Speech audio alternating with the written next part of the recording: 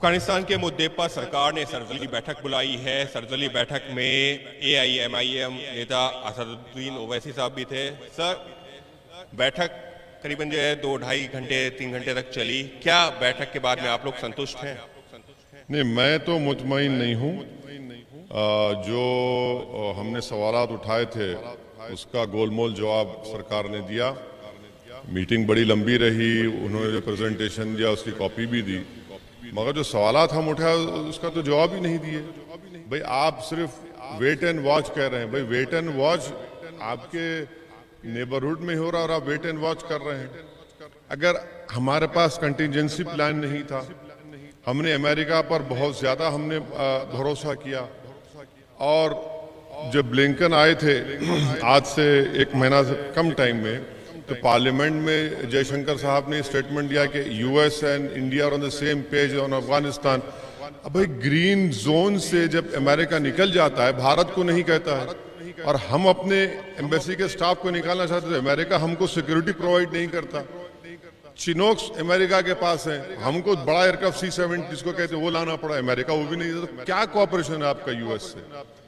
और फिर अगर आप सैंक्शन कमेटी का चेयरमैन भारत है, तो तालिबान के 100 लीडर को डेजिग्नेटेड टेररिस्ट करार दे दिया गया है, तो क्या भारत उनको डिडेजिग्नेट करेगा?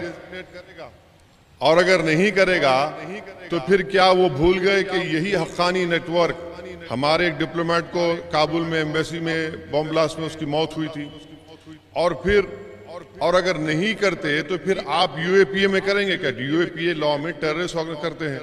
अगर वो भी नहीं करेंगे तो BJP को अपने तमाम स्पोक्स पर्सन को सख्ती से कहना चाहिए कि हर एक को तालिबानी बोलना बंद करे। मैं ये पॉइंट उठाया हूं, तो इसका जवाब नहीं है। और लॉन्ग टर्म वीजा आपने कैंसिल कर दिया, वीजा के लिए देरी हो रही। हमने जो अफगानी नेशनल वहां पर काम करते थे एम्बेसी में, उनको नहीं लाया। मैंने यही पूछा कि अफगानी इंडियन को छोड़कर आपने अफगानियों कितनों को वीजा दिया ह्यूमैनिटेरियन ग्राउंड्स पे? उसका भी कोई जवाब नहीं।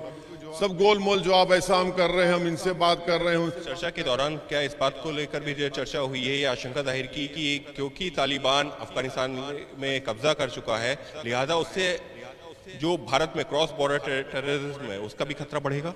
यकीनन बढ़ेगा। कौन इनकार कर रहा है इससे?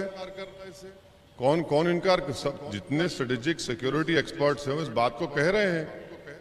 तो आप क्या करने वाले हैं उसके लिए? बहुत से ये आपका सवाल बिल्कुल सही है, इसका जवाब देना पड़ेगा। आपके चीफ ऑफ डिफेंस स्टाफ का स्टेटमेंट हमारे सामने, आप और हम नहीं कह रहे हैं, वो खुद कह रहे हैं। भाई 2 फ्रंट छोड़िए, 1 फ्रंट के लिए तैयार हो जाइए आप। चीन बैक करेगा पूरा पाकिस्तान को। तो ये तो है ना, ये सब तब्दीलियां होंगी, और इस पे देखिए